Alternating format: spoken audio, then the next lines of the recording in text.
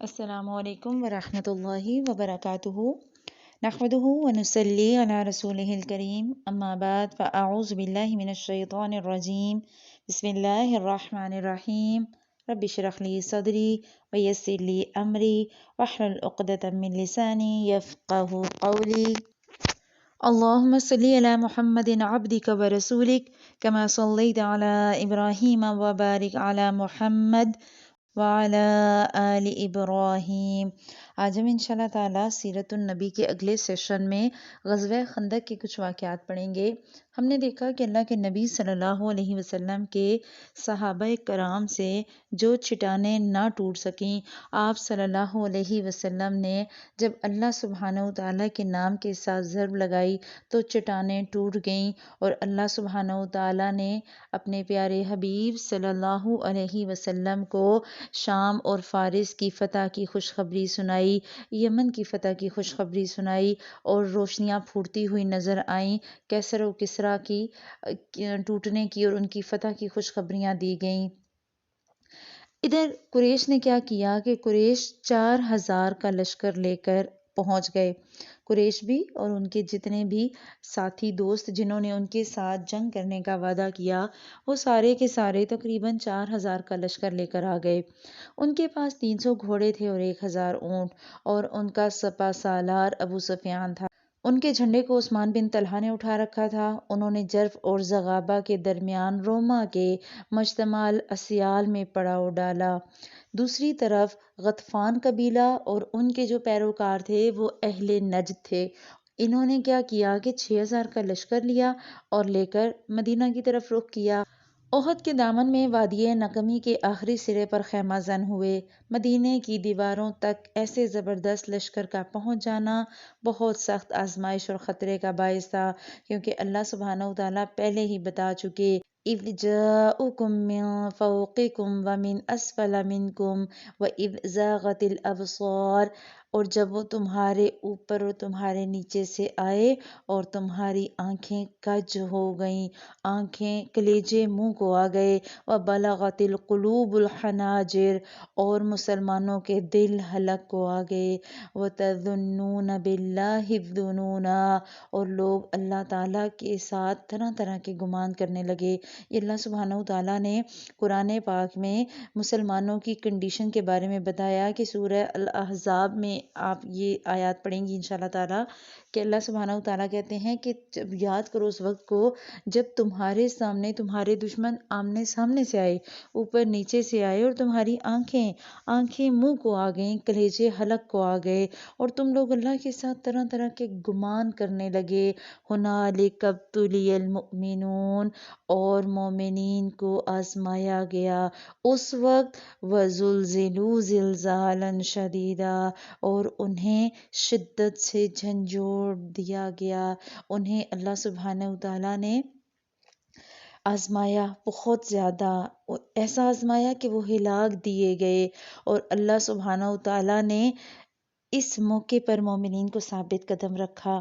کیا فرمایا قرآن پاک میں، وَلَمَّا رَأَى الْمُؤْمِنُونَ الْأَحْزَابَ، جب اہل ایمان نے ان گروہوں کو، ان جتھوں کو دیکھا، قالوا، تو وہ کہنے لگے، هَذَا مَا وَعَدَنَا اللَّهُ وَرَسُولُهُ، یہ تو وہی چیز ہے جس کا اللہ سبحانہ وتعالیٰ نے اور اس کے رسول صلی اللہ علیہ وسلم نے ہم سے وعدہ کیا تھا۔ وَصَدَقَ اللَّهُ وَرَسُولُهُ، اور اللہ اور اس کے رسول نے سچ فرمایا تھا۔ وَمَا زَادَهُمْ إِلَّا إِيمَانًا وَتَسْلِيمًا، اور اللہ سبحانہ وتعالیٰ نے ان کی اس حالت میں بھی انہیں جذبہ ایمان اور اطاعت میں انہیں مزید بڑھا دیا، جبکہ اس زیادہ ہلائے جانے کی وجہ سے، زیادہ آزمائش اور تکلیف کی وجہ سے منافقین کا رد عمل کیا ہو گیا، یا جن کے دل بیمار تھے انہوں نے کیا کہا، ما وعدنا اللہ ورسولہ الا غرورا، اللہ اور اس کے رسول نے جو ہم سے وعدہ کیا تھا وہ تو محض فریب تھا۔ انہیں لگا کہ جو اللہ نے کہا تھا کہ میں مدد کروں گا تو یہ غلط تھا۔ اتنا بڑا لشکر ہمارے سر پر چڑھ گیا ہے، اتنے بڑے لشکر نے ہم پر حملہ کر دیا ہے، تو اب شاید ہمارا بچنا ناممکن ہے۔ وہ دیکھ رہے تھے کوانٹٹی کو کہ تعداد زیادہ ہے، اس کا مطلب ہے کہ وہ ہمارا گھیراؤ جب کر لیں گے تو ہم شاید نہیں بچ سکیں گے۔ وہ اللہ سبحانہ و تعالیٰ کی تدبیروں کو نہیں سمجھ رہے تھے۔ ہم نے اپنے پچھلے سیشن میں غزوہ احزاب کے دوران مسلمانوں کی بھوک اور پیاس کو دیکھا، ان کی مشقت کو دیکھا۔ کیا آپ اور میں اپنے آپ کو اتنی آزمائشوں کے بعد ثابت قدم رکھ پائیں گے؟ اللہ سبحانہ و تعالیٰ سے ہمیشہ دعا کریں، اے اللہ ہمیں مشکلات میں ثابت قدم رکھیے گا، ہمارے دلوں کو مضبوط رکھیے گا۔ بڑی سے بڑی مشکل ہمیں آپ سے اور آپ کے دین سے دور نہ کرے۔ ہمیشہ اللہ سبحانہ و تعالیٰ کی رحمت کے امیدوار رہیں، ہمیشہ اللہ سبحانہ و تعالیٰ سے مانگیں، اللہ بچائے گا انشاءاللہ۔ جب ہم اللہ سے آسانیاں اور سہولتیں مانگیں گے وہ ضرور دے گا۔ دعائیں پڑھا کریں، اللہم لا سہل الا ما جعلتہ سہلا وانت تجعل الحزن سہلا اذا شئت، کہ اللہ تیرے علاوہ کوئی آسان کاموں کو آسان کرنے والا نہیں۔ کام تبھی آسان ہوں گے جب تو چاہے گا، اور تو جس کے لیے چاہتا ہے مشکلیں آسان کر دیتا ہے۔ اور اے اللہ تو میرے دل کو اپنی طرف پلٹنا، میرے دل کو ثابت قدم رکھنا، مجھے کبھی میرے نفس کے حوالے نہ کرنا۔ اللہم رحمتک ارجو فلا تکلنی الی نفسی طرفۃ عین واصلح لی شأنی کلہ لا الہ الا انت۔ اے اللہ سبحانہ و تعالیٰ میں تیری رحمت کی امیدوار ہوں، بس تو ایک لمحے کے لیے مجھے میرے نفس کے حوالے نہ کر اور میرے تمام کے تمام حالات سنوار دے۔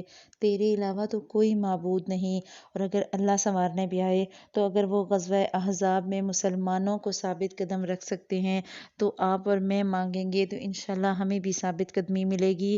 اللہ سبحانہ و تعالیٰ ہماری فکروں کو ختم کر دے، ہمیں اس دنیا سے بے نیاز کرتے ہوئے ہمیں اپنا بندہ بنائے، ایمان پر چلنے والا اور کامل۔ ہوا کیا کہ جب یہ سارے حالات پیش آئے تو منافقین، ان کے دلوں کی بیماریاں تھیں، انہیں کیا تھا، منافقین کو وہ چاہتے نہیں تھے لڑنا، اسی وجہ سے تو وہ بہانے اور ہیلے حجتیں کرتے رہے۔ اللہ کے نبی صلی اللہ علیہ وسلم نے مدینہ پر ابن ام مکتوم کو منتظم مقرر فرمایا، انہیں بچوں اور عورتوں کو محفوظ کرنے کا کہا، اور انہیں کہا کہ آپ ان کا خیال رکھیں، یہاں کا انتظام آپ سنبھالیں، اور آپ خود 3000 کا لشکر لے کر نکل پڑے اور جبل صلاح کو پشت پر کر کے قلعہ بندی کی شکل اختیار کر لی۔ سامنے خندق تھی جو مسلمانوں اور کافروں کے درمیان حائل تھی۔ ادھر مشرکین کا حال کیا تھا کہ وہ تیار ہو کر مدینہ کی طرف چل پڑے، لیکن جب وہ پہنچے اور وہ مسلمانوں کے قریب پہنچے تو انہوں نے کیا دیکھا کہ ایک چوڑی سی خندق ہے جو ان کے اور مسلمانوں کے درمیان حائل ہے۔ اب یہ چونکہ ان کے وہم و گمان میں بھی نہیں تھا، لہٰذا وہ بھونچا کر رہ گئے۔ ابو سفیان نے بے ساختہ کہا، تلک مکیدۃ، کہ یہ تو ایک ایسی چال ہے، ما عرفها العرب، کہ عرب تو جس کو جانتے ہی نہیں، یعنی کہ یہ انہوں نے کیسی چال چلی جن کا عربوں کو پتہ ہی نہیں ہے۔ اب انہوں نے کیا کیا کہ خندق کے ارد گرد غصے سے اور غضب سے چکر کاٹنے شروع کر دیے۔ وہ ڈھونڈنا چاہ رہے تھے کہ ہمیں کوئی ایسی جگہ ملے جہاں سے ہم خندق پار کریں اور ہم مسلمانوں پر حملہ کریں، لیکن مسلمان کیا کرتے کہ جیسے کوئی خندق کے قریب آتا ان پر تیر برساتے اور انہیں خندق سے دور رکھنے کی کوشش کر رہے تھے کہ وہ خندق میں کود نہ سکیں اور نہ مٹی ڈال کر وہ راستہ بنا سکیں۔ مجبوراً مشرکین کو مدینے کا محاصرہ کرنا پڑا، حالانکہ وہ اس کے لیے تیار ہو کر نہیں آئے تھے، کیونکہ ان کے ذہن و گمان میں بھی نہیں تھا، وہم و گمان میں بھی نہیں تھا کہ ہمیں مدینے کا جو ہے وہ محاصرہ کرنا پڑے گا۔ لیکن اب چونکہ حالات ایسے تھے، اب وہ کیا کرتے، روزانہ دن میں نکلتے اور خندق کو عبور کرنے کی کوشش کرتے، جبکہ مسلمان پورے کے پورے راستے پر ان کے سامنے موجود ہوتے، تیروں سے اور پتھروں سے ان کا استقبال کرتے۔ مشرکین نے بہت دفعہ کوشش کی اور پورا پورا دن اسی میں صرف کیا، لیکن مسلمان اپنے دفاع میں ڈٹے رہے۔ یہاں تک کہ ان کی اور اللہ کے نبی صلی اللہ علیہ وسلم کی کئی نمازیں قضا ہو گئیں، اور وہ سورج ڈوبنے کے قریب یا ڈوبنے کے بعد ہی انہیں نماز ادا کرنے کا موقع ملتا۔ اس وقت تک نماز خوف مشروع نہیں ہوئی تھی، یعنی کہ اللہ کے نبی صلی اللہ علیہ وسلم کو بعد میں نمازیں قضا کرنی پڑتی۔ آپ اندازہ لگا سکتے ہیں اس سچویشن کا کہ جس میں مسلمانوں کو نماز پڑھنے کا موقع بھی نہیں ملا اور ان کی نمازیں بھی قضا ہو گئیں صرف اسلام کے دفاع کے لیے۔ اور آج ہمارا حال یہ ہے کہ ہم یہ سمجھتے ہیں کہ ہم پہ کوئی ذمہ داری نہیں ہے اور ہم اپنی ذمہ داریوں کو اٹھانا بھی نہیں چاہتے۔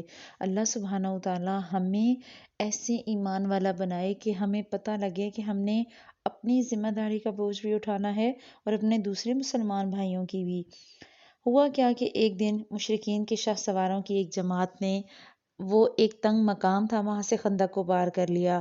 اس میں کون کون شامل تھا؟ عمر بن عبدود، اکرمہ بن ابو جہل، ضرار بن خطاب۔ اور یہ جب پار کر کے آئے تو ان کے گھوڑے خندق اور صلہ کے درمیان چکر کاٹنے لگے۔ ادھر حضرت علی رضی اللہ تعالیٰ عنہ چند مسلمانوں کے ساتھ نکلے اور جس مقام سے انہوں نے خندق پار کی تھی اسے قبضے میں لے کر ان کی واپسی کا راستہ بند کر دیا۔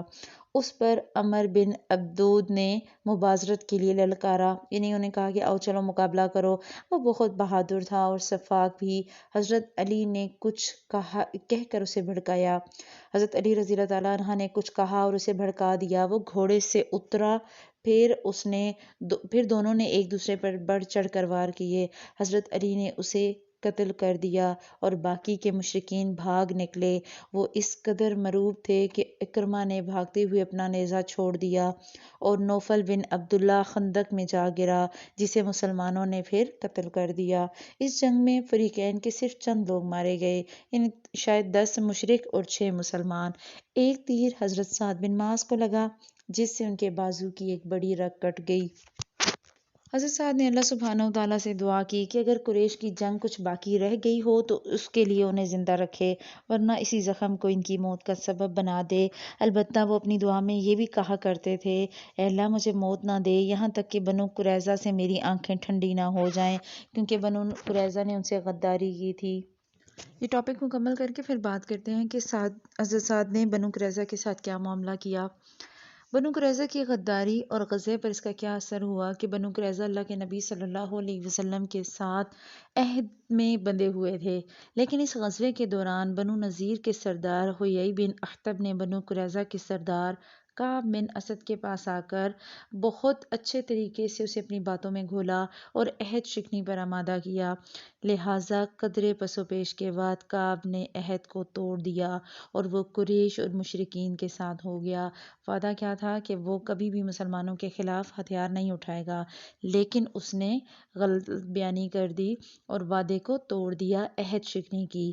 بنو قریظہ مدینے کے جنوب میں تھے جبکہ مسلمانوں کا مورچہ شمال میں تھا، لہٰذا بنو قریظہ اور مسلمانوں کی عورتوں اور بچوں کے درمیان کوئی رکاوٹ نہ تھی اور انہیں سخت خطرہ تھا۔ جب اللہ کے نبی صلی اللہ علیہ وسلم کو اس بات کی خبر ہوئی کہ بنو قریظہ نے عہد شکنی کی ہے تو آپ صلی اللہ علیہ وسلم نے مسلمہ بن اسلم کو 200 اور زید بن حارثہ کو 300 آدمی دے کر عورتوں اور بچوں کی حفاظت کے لیے بھیجا اور حضرت سعد بن عبادہ کو مزید چند انصار صحابہ کے ساتھ اس خبر کی تحقیق کے لیے روانہ کیا۔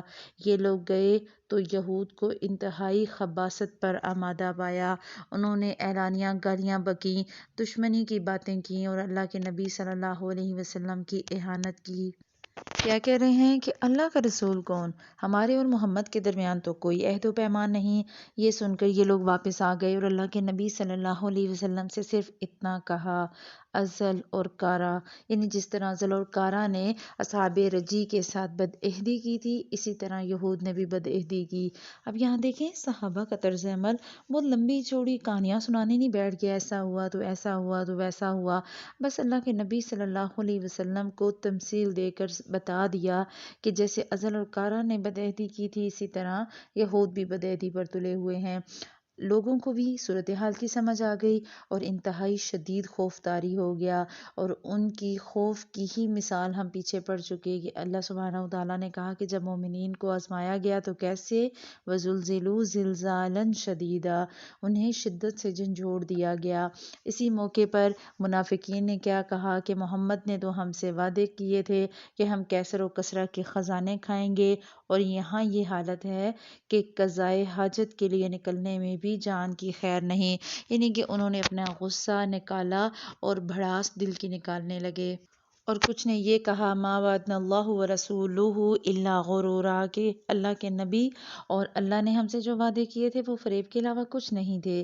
جبکہ ایک گروہ آیا اور اس نے اللہ کے نبی صلی اللہ علیہ وسلم سے بھی کہا ان بیوتنا اورا، کہ ہمارے گھر خالی پڑے ہیں، ان کا کوئی نگران نہیں، حالانکہ اللہ سبحانہ وتعالیٰ کہہ رہے ہیں کہ وہ خالی نہیں تھے۔ انہوں نے کیا کہا یا اہل یثرب، اے اہل یثرب لا مقام لکم فارجعوا، یہاں اب تمہارے ٹھہرنے کی کوئی گنجائش نہیں، لہٰذا واپس چلو۔ تو جب وہ بھاگنے کے لیے انہوں نے اللہ کے نبی صلی اللہ علیہ وسلم سے ہیلے بہانے بنائے کہ ہمارے گھر خالی پڑے ہیں، اللہ کہہ رہے ہیں حالانکہ وہ خالی نہیں تھے، تو اللہ کے نبی صلی اللہ علیہ وسلم نے انہیں روکنے کے لیے کچھ نہیں کہا۔ آپ صلی اللہ علیہ وسلم جانتے تھے کہ جس کے دل میں ایمان نہیں اسے زبردستی آپ نہیں روک سکتے۔ بہرحال ہوا یہ کہ بنو قریظہ کی غداری کی خبر اللہ کے نبی صلی اللہ علیہ وسلم کو پہنچی۔ آپ کو شدید دکھ ہوا، آپ نے اپنا چہرہ اور سر کپڑے سے ڈھک لیا اور کچھ دیر تک چت لیٹے رہے۔ اب دیکھیں طریقہ کہ آپ صلی اللہ علیہ وسلم نے خاموشی سے سوچنا بہتر سمجھا، خاموشی اختیار کر کے تھوڑی دیر بیٹھ گئے، لیٹ گئے۔ یہیں سے سیکھیں کہ جب آپ شدید دکھ میں ہیں، شدید غم میں ہیں، یہ شدید غصے میں ہیں، تو تھوڑی دیر کے لیے خاموش ہو جائیں، اپنے چہرے کو، اپنے سر کو نیچے کی طرف جھکا لیں اور خاموشی سے سوچیں کہ کیا کرنا چاہیے یا ہمارا کیا طرز عمل ہونا چاہیے۔ اللہ کے نبی صلی اللہ علیہ وسلم نے پھر اللہ اکبر کہا، اٹھے اور مسلمانوں کو فتح اور نصرت کی خوشخبری۔ اس کے بعد اللہ کے نبی صلی اللہ علیہ وسلم نے چاہا کہ غطفان کے سردار عنیہ بن حصن کے پاس پیغام بھیج کر ان سے مصالحت کریں اور انہیں 1/3 پھل پر راضی کریں اور وہ بنو غطفان کو لے کر واپس چلا جائے۔ لیکن انصار کے جو دونوں سردار تھے، حضرت سعد بن معاذ اور سعد بن عبادہ رضی اللہ تعالیٰ عنہما، ان دونوں نے اس بات کو منظور نہ کیا، اور انہوں نے کہا کہ جب ہم لوگ اور یہ لوگ دونوں شرک پر تھے تب تو یہ لوگ ایک دانے کی بھی طمع نہیں کر سکتے تھے، تو بھلا اب جب کہ اللہ سبحانہ و تعالیٰ نے ہمیں اسلام کی نعمت سے نواز دیا ہے اور آپ صلی اللہ علیہ وسلم کے ذریعے ہمیں عزت اور تکریم بخشی ہے، ہم انہیں اپنا مال دیں گے، واللہ ہم انہیں صرف تلواریں دیں گے۔ یہ تھی ایمان کی طاقت جو سر چڑھ کر بولی۔ اللہ کے نبی صلی اللہ علیہ وسلم نے ان دونوں کی رائے کو درست قرار دیا۔ اللہ سبحانہ و تعالیٰ نے غزوہ احزاب کے مقام پر کچھ اور معجزات بھی دکھائے۔ حالات انتہائی سنگین مرحلے سے گزر رہے تھے کہ ان حالات میں ایک شخص نعیم بن مسعود اشجعی اللہ کے نبی صلی اللہ علیہ وسلم کی خدمت میں حاضر ہوئے۔ ان کا تعلق قبیلہ غطفان سے تھا اور وہ قریش اور یہود کے دوست تھے۔ اللہ کے نبی صلی اللہ علیہ وسلم کی خدمت میں حاضر ہوئے اور عرض کی کہ اے اللہ کے رسول صلی اللہ علیہ وسلم، میں مسلمان ہو گیا ہوں اور میری قوم کو میرے اسلام لانے کا علم نہیں، لہٰذا آپ مجھے حکم فرمائیں، یعنی آپ مجھے بتائیں کہ کیا میں آپ کے کوئی کام آ سکتا ہوں یا میں آپ کے لیے کچھ کر سکتا ہوں۔ آپ صلی اللہ علیہ وسلم نے فرمایا انت رجل واحد، تم تو صرف ایک ہی آدمی ہو، وماذا عسى ان تفعل، اور تم کر ہی کیا سکتے ہو، لیکن کیا کرو، ولیکن خذل عنا ما استطعت، البتہ تم جس قدر استطاعت رکھو ان میں پھوٹ ڈالو، ان میں فتنہ پیدا کرو، ان میں جھگڑا پیدا کرو، فإن الحرب خدعہ، اور کیونکہ جنگ تو چال بازی کا ہی نام ہے، یعنی کہ جنگ میں آپ ایسی پھوٹ نہیں ڈلوا رہے کہ جو دو رشتوں یا دو لوگوں کے درمیان ہے، بلکہ جنگ میں چال بازی کے طور پر پھوٹ ڈالنا اس کی اجازت ہے۔ اس پر حضرت نعیم رضی اللہ تعالیٰ عنہ بنو قریظہ کے ہاں پہنچے۔ انہوں نے جب حضرت نعیم کو دیکھا تو عزت اور اکرام دیا۔ حضرت نعیم نے انہیں کہا آپ لوگ جانتے ہیں کہ مجھے آپ لوگوں سے محبت ہے اور میرا آپ سے خصوصی تعلق ہے۔ اب میں آپ کو ایک ایسی بات بتا رہا ہوں کہ جو اگر میں چھپائے رکھوں گا تو غلط ہوگا، اور آپ اسے میری طرف سے اگر چھپائیں گے تو بہتر ہے۔ انہوں نے کہا فرمائیے۔ تو حضرت نعیم نے کہا کہ بنو قینقاع اور بنو نذیر پر جو گزر چکی ہے اسے آپ سب جانتے ہیں۔ اب آپ لوگوں نے قریش اور غطفان کا ساتھ دیا، مگر ان کا معاملہ آپ جیسا نہیں۔ یہ آپ کا اپنا علاقہ ہے، یہاں آپ کے بال بچے ہیں، آپ کی عورتیں ہیں، آپ کا مال اور آپ کی دولت ہے، آپ لوگ یہاں سے کہیں اور نہیں جا سکتے۔ یعنی کہ ان کا علاقہ اور ان کے مال و دولت اور عورتیں اور بچے تو دور دراز ہیں، وہ تو جنگ کے بعد یہاں سے چلے جائیں گے، اور انہیں موقع ملے گا تو وہ کوئی اور قدم اٹھائیں گے، ورنہ وہ اپنے علاقے کی رائے لیں گے۔ یعنی کہ وہ اللہ کے نبی صلی اللہ علیہ وسلم کو چھوڑ دیں گے اور آپ لوگوں کو آپ صلی اللہ علیہ وسلم کے رحم و کرم پر چھوڑ دیں گے، اور پھر اللہ کے نبی صلی اللہ علیہ وسلم آپ سے جس طرح چاہے انتقام لیں۔ یعنی کہ کہنے کا مقصد یہ تھا کہ یہود کیا کریں گے، قریش اور یہود آپ کی مدد تب تک ہی کریں گے جب تک وہ یہاں پر موجود ہیں، جب تک وہ جنگ کر رہے ہیں۔ اگر انہیں شکست ہوئی تو وہ تو یہاں سے چلے جائیں گے، لیکن آپ تو یہیں رہیں گے کیونکہ آپ کے بچے بھی یہاں، آپ کی عورتیں یہاں، آپ کا گھر بار یہاں، تو اللہ کے نبی صلی اللہ علیہ وسلم تو آپ سے انتقام لیں گے۔ یہ سن کر وہ بڑے حیران ہوئے اور بولے کہ اب ہم کیا کریں، اب کیا ہی کیا جا سکتا ہے۔ تو حضرت نعیم نے کہا کہ جب تک وہ اپنے آدمی یرغمال کے طور پر نہ دیں، ان کے ساتھ جنگ میں شریک نہ ہونا۔ انہوں نے کہا آپ نے تو بڑی درست رائے دی۔ اس کے بعد حضرت نعیم نے قریش کا رخ کیا اور ان کے سرداروں کے ساتھ ملاقات کرتے ہوئے بھی یہی کہا آپ لوگ جانتے ہیں کہ مجھے آپ سے محبت اور خیر خواہی ہے۔ انہوں نے کہا جی ہاں۔ حضرت نعیم نے کہا تو میں آپ کو ایک بات بتا رہا ہوں، اسے میری طرف سے چھپائے رکھیں۔ انہوں نے کہا ہم ایسے ہی کریں گے۔ تو حضرت نعیم نے کہا کہ بات یہ ہے کہ یہود نے محمد صلی اللہ علیہ وسلم سے جو عہد شکنی کی ہے اس پر وہ نادم ہیں، انہیں ڈر ہے کہ آپ لوگ انہیں محمد صلی اللہ علیہ وسلم کے رحم و کرم پر چھوڑ کر واپس چلے جائیں گے، لہٰذا انہوں نے محمد سے مراسلت کی کہ آپ لوگوں میں سے کچھ یرغمالی لے کر ان کے حوالے کر دیں، پھر آپ لوگوں کے خلاف ان سے اپنا معاملہ استوار کریں، اور محمد اس پر راضی ہو گئے صلی اللہ علیہ وسلم، لہٰذا آپ لوگ چوکنا رہیں، اگر وہ آپ سے یرغمالی طلب کریں تو ہرگز نہ دیں۔ یعنی کہ انہوں نے حضرت نعیم نے دونوں طرف انہیں بات ڈپلومیٹک پالیسی اختیار کرتے ہوئے دونوں طرف بات کو گھما کر کہا۔ اس کے بعد وہ غطفان کے پاس گئے، انہوں نے جا کر ان سے بھی یہی بات دہرائی اور ان کے کان بھی کھڑے کر دیے، اور اس باحکمت تدبیر سے لوگوں کے دلوں میں شکوک و شبہات پیدا ہو گئے، گروہوں میں پھوٹ پڑ گئی، لہٰذا چنانچہ ابو سفیان نے بنو قریظہ کے پاس ایک وفد بھیجا کہ کل جنگ کی جائے گی۔ بنو قریظہ نے کہا ایک تو کل ہفتے کا دن ہے اور ہم پر چونکہ ہفتے کے دن عذاب آیا تھا کہ ہم نے اس دن شریعت کے حکم سے تجاوز کیا، لہٰذا کل ہم جو ہے وہ جنگ نہیں کریں گے۔ دوسری بات یہ کہ جب تک تم لوگ ہمیں کچھ یرغمالی نہ دے دو ہم تمہارے ساتھ جنگ میں شرکت نہیں کریں گے، کہیں ایسا نہ ہو کہ تم لوگ ہمیں یہیں پر چھوڑ کر اپنے اپنے علاقوں کی طرف چلے جاؤ۔ اس پر قریش اور غطفان نے کہا کہ واللہ نعیم نے سچ کہا تھا، اور قریش نے یہود کو کہلا بھیجا کہ ہم آپ کو کوئی یرغمالی نہیں دیں گے، آپ لوگ جنگ کے لیے نکل پڑیں۔ اس پر یہود نے کہا واللہ نعیم نے سچ کہا تھا۔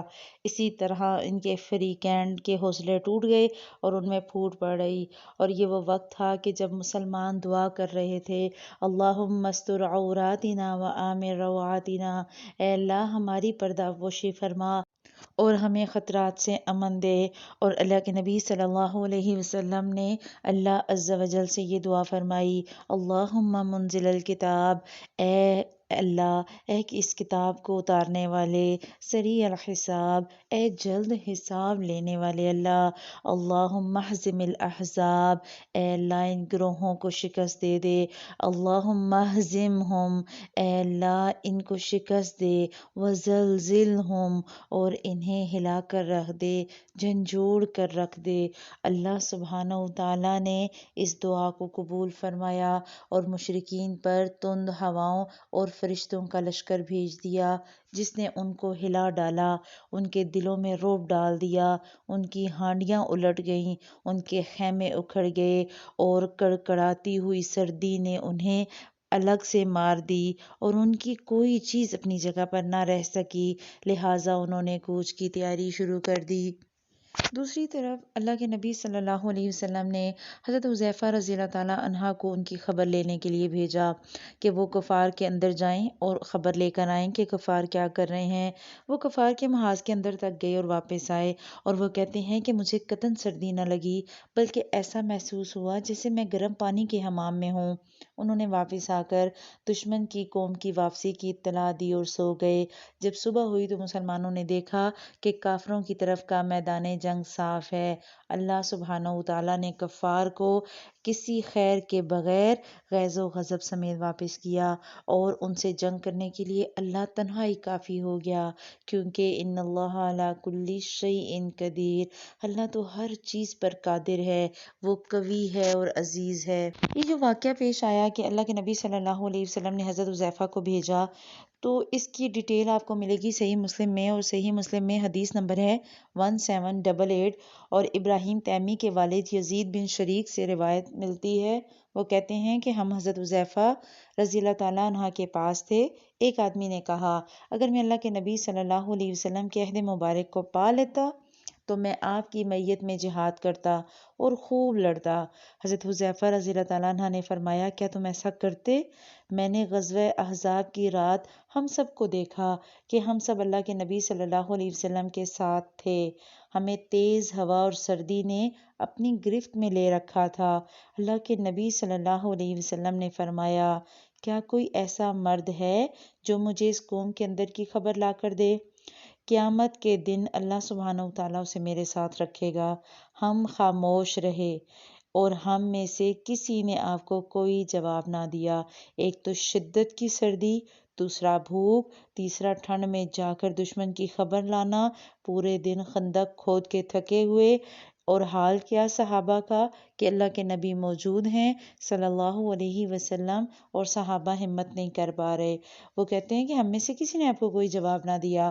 اللہ کے نبی صلی اللہ علیہ وسلم نے پھر فرمایا، کوئی شخص ہے جو میرے پاس ان لوگوں کی خبر لے کر آئے؟ قیامت کے دن اللہ تعالیٰ اس شخص کو میرے ساتھ رکھے گا۔ ہم سب خاموش رہے اور ہم میں سے کسی نے کوئی جواب نہ دیا۔ اللہ کے نبی صلی اللہ علیہ وسلم نے پھر فرمایا، تیسری دفعہ کہا گیا، ہے کوئی شخص جو ان لوگوں کی خبر لا کر دے؟ قیامت کے دن اللہ تعالیٰ اسے میری رفاقت عطا فرمائے گا۔ ہم خاموش رہے، ہم میں سے کسی نے کوئی جواب نہ دیا، تو اللہ کے نبی صلی اللہ علیہ وسلم نے فرمایا، حذیفہ کھڑے ہو جاؤ اور تم مجھے ان لوگوں کی خبر لا کر دو۔ جب آپ صلی اللہ علیہ وسلم نے میرا نام لے کر بلایا تو میں نے اٹھنے کے سوا کوئی چارہ نہ پایا۔ آپ صلی اللہ علیہ وسلم نے فرمایا، جاؤ مجھے ان لوگوں کی خبر لا کر دو اور انہیں میرے خلاف بھڑکا نہ دینا۔ کیا مطلب کہ کوئی ایسی بات یا کوئی حرکت نہ کرنا کہ تم پکڑے جاؤ اور وہ میرے خلاف بھڑک اٹھیں۔ وہ کہتے ہیں کہ جب میں آپ کے پاس سے گیا تو میری حالت یہ ہو رہی تھی جیسے میں حمام میں چل رہا ہوں، یعنی میں پسینے میں نہایا ہوا تھا۔ یہاں تک کہ میں ان کے پاس پہنچا، میں نے دیکھا کہ ابو سفیان اپنی پشت آگ سے سینک رہا ہے۔ میں نے تیر کو کمان کی وسط میں رکھا اور اس کو نشانہ بنانا چاہا۔ پھر مجھے اللہ کے نبی صلی اللہ علیہ وسلم کا فرمان یاد آ گیا کہ انہیں میرے خلاف بھڑکا نہ دینا، یعنی کہ ایسا نہ ہو کہ جنگ مزید تیز ہو جائے۔ اگر میں اس وقت تیر چلا دیتا تو وہ نشانہ بن جاتا۔ میں لوٹا تو مجھے ایسا لگ رہا تھا جیسے میں حمام میں چل رہا ہوں۔ پھر جب میں آپ صلی اللہ علیہ وسلم کی خدمت میں حاضر ہوا تو میں نے آپ کو ان لوگوں کی ساری خبر بتائی، اور جب میں فارغ ہوا تو مجھے ٹھنڈ لگنے لگی۔ اللہ کے نبی صلی اللہ علیہ وسلم نے مجھے اپنی ابا کا بچا ہوا حصہ اڑایا، یعنی کہ جو چادر اللہ کے نبی صلی اللہ علیہ وسلم کے اوپر وہ حصہ اڑا دیا جو اللہ کے نبی صلی اللہ علیہ وسلم کے جسم اطہر پر تھا۔ اللہ کے نبی صلی اللہ علیہ وسلم نے اپنی ابا کا بچا ہوا حصہ مجھے اڑا دیا جو آپ صلی اللہ علیہ وسلم کے جسم اطہر پر تھا۔ آپ صلی اللہ علیہ وسلم اس میں نماز پڑھ رہے تھے، میں اسے اوڑھ کر صبح تک سوتا رہا۔ جب صبح ہوئی تو آپ نے فرمایا اے خوب سونے والے اٹھ جاؤ، یعنی کہ اس دن کنڈیشن یہ تھی کہ حضرت حذیفہ کہتے ہیں کہ اگر مجھے اللہ کے نبی صلی اللہ علیہ وسلم کی بات کا، ان کے حکم کا خوف نہ ہوتا تو میں تیر چلا کر ابو سفیان کو مار دیتا، لیکن ایسا نہیں ہوا۔ اور ہم سب جانتے ہیں کہ بعد میں ابو سفیان ایمان لے آیا، تو اللہ سبحانہ و تعالیٰ نے ایمان دینا تھا، بہانہ کیا بنا کہ آپ صلی اللہ علیہ وسلم کا حکم حضرت حذیفہ کے آڑے آ گیا۔ اللہ سبحانہ و تعالیٰ نے راتوں رات مسلمانوں کو اس جنگ سے نجات دی، اور جو کافر تھے، مشرک تھے، وہ اللہ سبحانہ و تعالیٰ کے غضب اور غصے اور ان کی بھیجی ہوئی ہواؤں اور فرشتوں سے ہی جو ہے وہ تکلیف میں آئے۔ اللہ سبحانہ و تعالیٰ نے فرشتوں کے لشکر بھیجے، ہواؤں کے لشکر بھیجے، کیونکہ اللہ کی تو ساری مخلوق ہے۔ اللہ سبحانہ و تعالیٰ ہوا کو حکم دے گا تو وہ بھی اللہ کے حکم سے چلے گی۔ یہ ہم انسان ہیں جو ناشکرے، جو اللہ سبحانہ و تعالیٰ کی قدر نہیں کرتے۔ اللہ سبحانہ و تعالیٰ کو ہم نے ویسا الہ نہیں مانا۔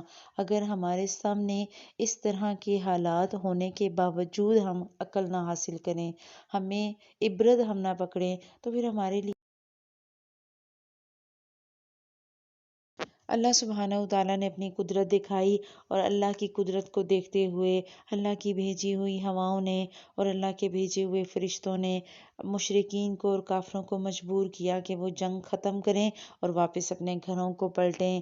اس غزوے کی ابتدا شوال 5 ہجری میں ہوئی، اور اس کا انتہا یا اختتام 1 مہینے کے بعد ذی القعدہ میں ہوا۔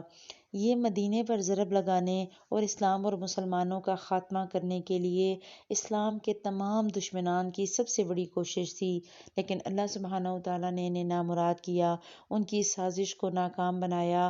ان کی طاقتوں کے اجتماع کے ناکام ہونے کا مطلب یہ تھا کہ جو چھوٹے چھوٹے گروہ ہیں وہ مدینے کا رخ کرنے کی اب ہمت نہیں کریں گے، یعنی کہ جب سب مل کر آئے اور کچھ نہ بگاڑ سکے تو اس کا مطلب یہ کہ الگ الگ تو کوئی اب کرے گا ہی نہیں کچھ، اور کوئی الگ الگ ان پر حملہ کرنے کا سوچے گا بھی نہیں۔ اللہ کے نبی صلی اللہ علیہ وسلم نے اس دن فرمایا الآن نغزوہم، اب ان پر ہم چڑھائی کریں گے، ولا یغزوننا، اب وہ ہم پر چڑھائی نہ کر سکیں گے، نحن نسیر الیہم، اب ہمارا لشکر ان کی طرف جائے گا، یعنی اب وہ وقت ہے کہ ہم ان کے خلاف تلوار اٹھائیں گے، اب ہم اپنا دفاع کریں گے اور ہم ان کو فتح کریں گے۔ اور اس کے بعد کے حالات بالکل ہی بدل گئے۔ اللہ سبحانہ و تعالیٰ نے اپنے پیارے حبیب صلی اللہ علیہ وسلم پر اپنی فتوحات کے دروازے کھولے۔ آگے انشاءاللہ نیکسٹ سیشن میں پڑھیں گے۔ اللہ سبحانہ و تعالیٰ سے دعا ہے اللہ سبحانہ و تعالیٰ ہمارے ایمان میں برکت دیں، ہمیں ہمت اور طاقت دیں، ہم بہترین طریقے سے اپنے پیارے حبیب صلی اللہ علیہ وسلم کی زندگی کو سامنے رکھتے ہوئے، ان کی آزمائشوں کو سامنے رکھتے ہوئے، ان کے حوصلوں اور ان کے ایمان کو سامنے رکھتے ہوئے اپنی زندگی کا ایسا اللہ عمل تیار کریں کہ ہمارے لیے اللہ کے حکم، اس کے پیارے حبیب صلی اللہ علیہ وسلم کے حکم کے آگے کوئی چیز نہ آئے، کوئی رشتہ نہ آئے، کوئی حیل و حجت اور کوئی بہانہ نہ آئے۔ ہم بلا حیل و حجت اللہ سبحانہ و تعالیٰ کے حکم پر چلنے والے ہوں، آپ کے پیارے حبیب صلی اللہ علیہ وسلم کی شریعت پر چلنے والے ہوں۔ اللہ سبحانہ و تعالیٰ ہمیں بہترین طریقے سے ایمان نصیب کرے اور اس ایمان پر عمل پیرا ہونے والا بنائے۔ سبحانک اللہم و بحمدک، نشہد ان لا الہ الا انت، نستغفرک و نتوب الیک۔ السلام علیکم ورحمۃ اللہ وبرکاتہ۔